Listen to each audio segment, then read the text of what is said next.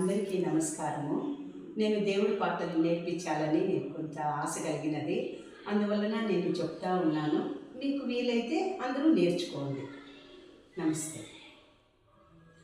మాతంగవదన ఆనంద సదన మహాదేవ శివ శంభో నందన మాతంగవదన ఆనంద సదన మహాదేవ శివ శంభో నందన మాయ వినాశక ముషిక వాహన